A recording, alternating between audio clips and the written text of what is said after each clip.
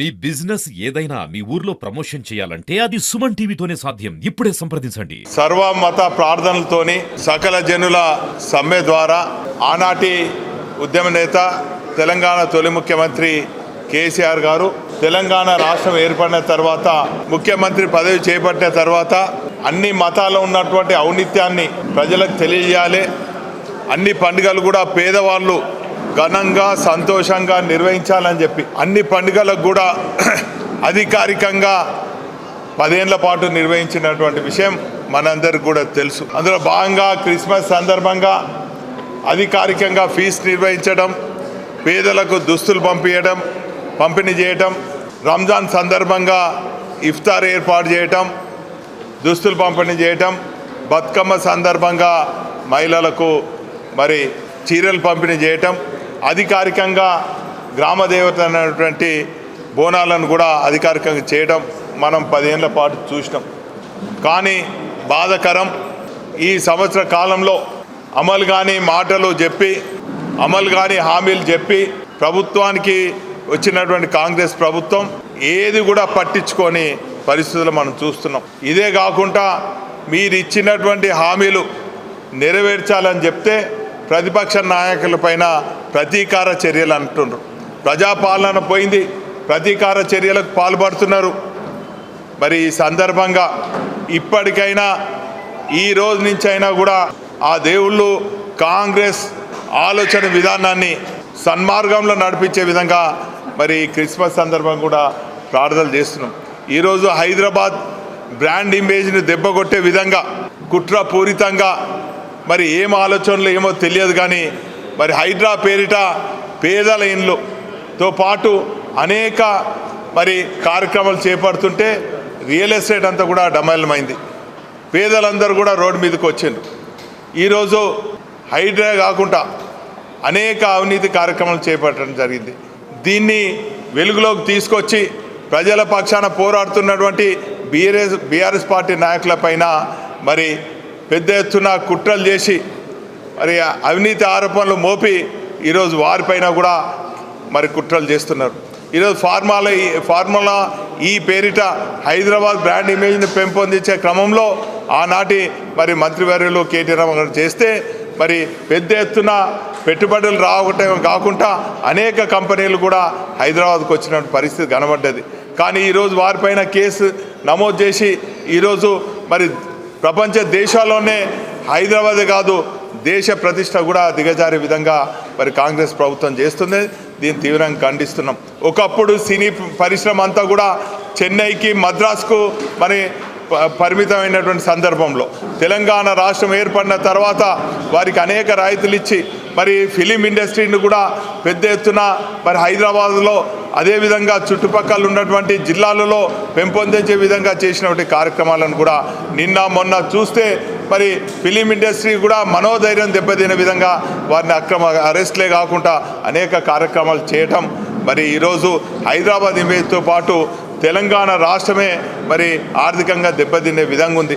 అందుకే ఈ సందర్భంగా కాంగ్రెస్ నాయకులు మరి ఇప్పటికైనా కూడా మీరు ఇచ్చిన హామీలపైన దృష్టి సారించి మరి ప్రజాపాలన అన్నారు, ప్రజల పాలన మరి ఖచ్చితంగా అమలు చేసి ప్రతీకార పాలన స్వస్తి పలకాలని చెప్పి ఆ ప్రభు అయినటువంటి యేసును కూడా వేడుకుంటూ మరి ఈ సందర్భంగా మిగతా విషయాలన్నీ కూడా మరి గౌరవ పెద్దలు మాజీ మంత్రివర్యులు లక్ష్మయ్య గారు మాట్లాడాల్సిందిగా కోరుతున్నారు. రోజున తెలంగాణ సోదరిమణులకు పాత్రికేయ మిత్రులకు నాతో పాటు ఈ సమావేశంలో పాల్గొంటున్న మిత్రురాళ్ళందరికీ కూడా నమస్కారాలు, శుభాకాంక్షలు. మీకు మీడియాలో ఉన్న వాళ్ళకి నేను ప్రత్యేకంగా చెప్పాల్సింది లేదనే భావిస్తున్నాను.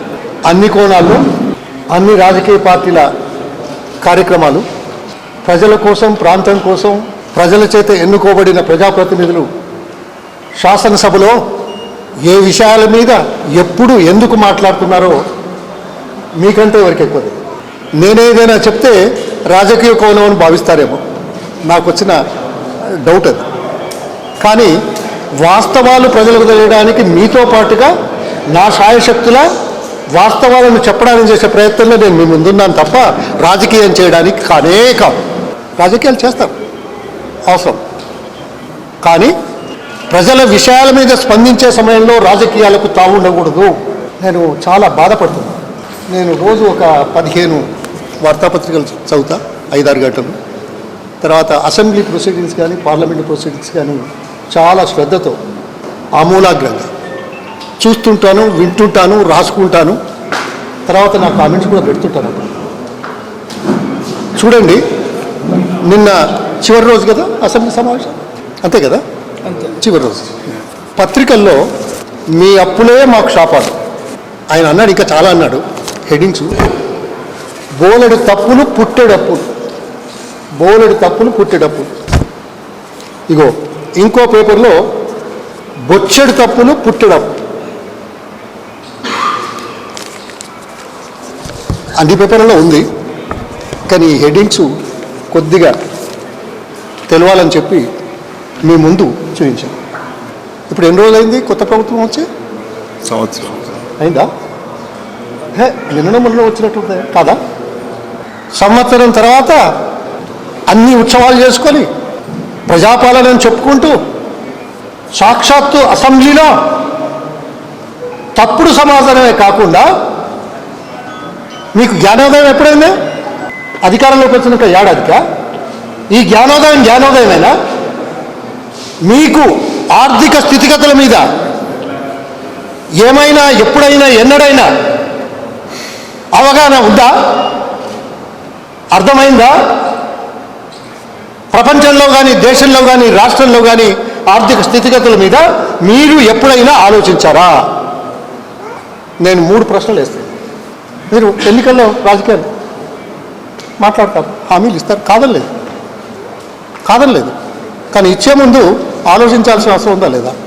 నా మొదటి ప్రశ్న, మీరు ఎన్నైనా రండి, దానికి నేను సమాధానం చెప్తా అదే కోణంలో. కానీ గత 10 సంవత్సరాల కేసీఆర్ గారి పరిపాలనలో ప్రభుత్వం తీసుకున్న సంక్షేమ కార్యక్రమాలు, అభివృద్ధి కార్యక్రమాలు కొనసాగిస్తారా లేదా? దీనికి సమాధానం బాహాటంగా మీడియా ముందు కానీ లేకపోతే మా దగ్గరకు వచ్చినప్పుడు కానీ చెప్తారా? రెండవది, ఎన్నికలు వచ్చాయి, రాజకీయాలలో మాట్లాడుతుంటాం, భూతద్దంలో పెట్టి చూపెడతాం తప్పులను, అది సర్వసాధారణం, ఇవాళ కొత్తగా.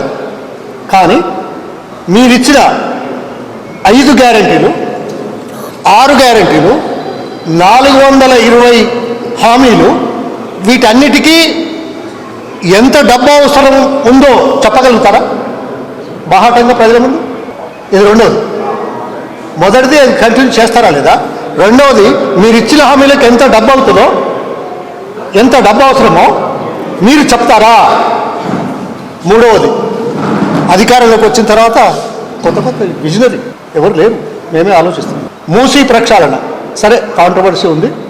1,55,000 కోట్లని 6 సంవత్సరాలు, సంవత్సరానికి ఎంత అయితే 25,000. ఇది హామీలో లేదు కదా. 24 లక్షల ఇండ్లు 4 సంవత్సరాల్లో, ఇది అదనంగా కదా. 24 లక్షల ఇళ్ళకి ఎంత అవుతుంది? 1,20,000 కోట్లు అవుతుంది. అంటే 4 ఏళ్లకు 30,000. నేనేం తప్పు చెప్పట్లేదు, నా లెక్కలు కరెక్టే అనుకుంటాను. ఇది 30,000 అయిందా? 20,000 మెగావాట్ల గ్రీన్ పవర్ 6 సంవత్సరాల్లో ఎంత అవుతుంది? 1,20,000 కోట్లు. అదెంత అవుతుంది సంవత్సరానికి? 20,000. అది 25,000, ఇది 30,000, ఇది 25,000.